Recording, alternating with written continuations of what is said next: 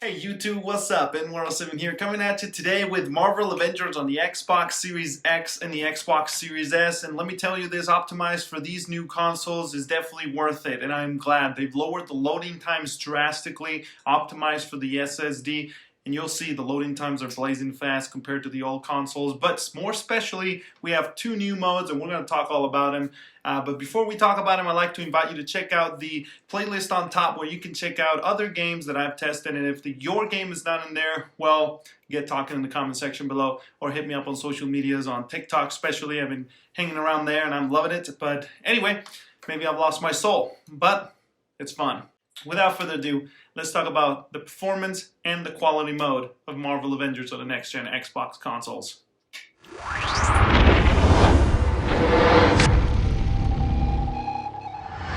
Alrighty, ladies and gentlemen, here we go. Both are loading up, and we're looking at about 38 seconds on both consoles is what it came out to my average. And let me tell you, I did load up straight into the campaign on a checkpoint that I had. I did not load into the main menu screen, which takes, I think, about 4 to 6, 7 seconds at most, because there is a loading section and whatnot and connecting to the servers, etc., etc. But yeah, you're looking at fast, less than 45 seconds, less than 3/4 of a minute to be able to get into the campaign and start playing, which I think it's amazing. But anyway, that's the loading. Let's talk about the actual graphical settings. So you're looking at a 4K for the quality mode, and you're looking at dynamic 4K for the performance mode. So let's talk FPS right now. We're looking at 60 FPS dynamic 4K, and here's the thing, I have an issue with the performance mode.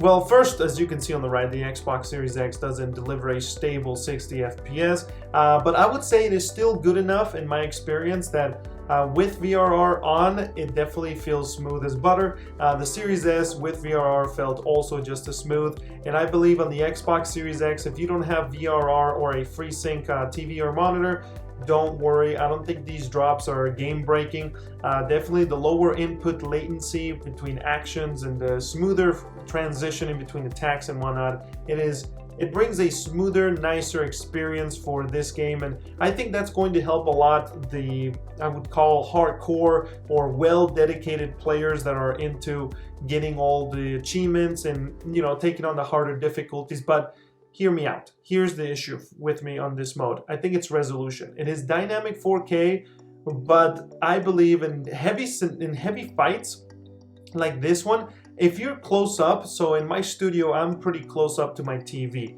But when I go into my Series X in the bedroom, the thing is, I think the performance mode is a little too blurry for my 65-inch TV playing from my bed.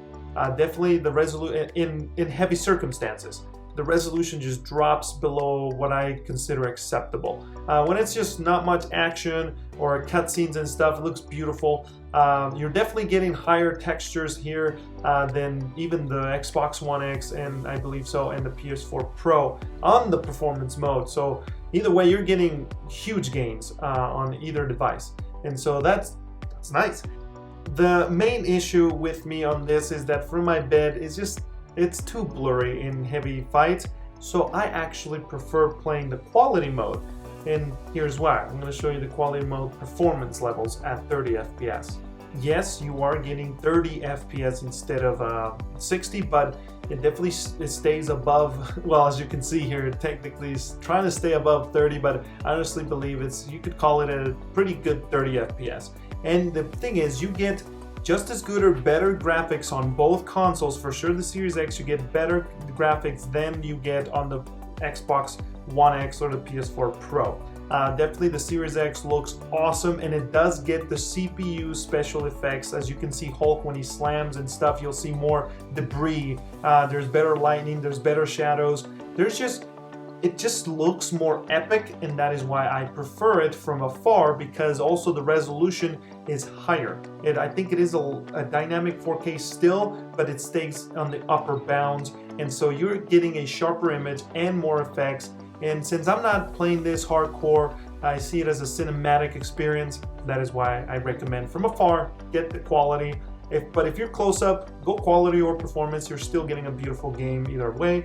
But that is my performance analysis of this game. Let me know if you have any questions, and if you know anything special about this, share it with us in the comment section below. But I'm in World 7. I hope you enjoyed this, and I'll see you in the next video.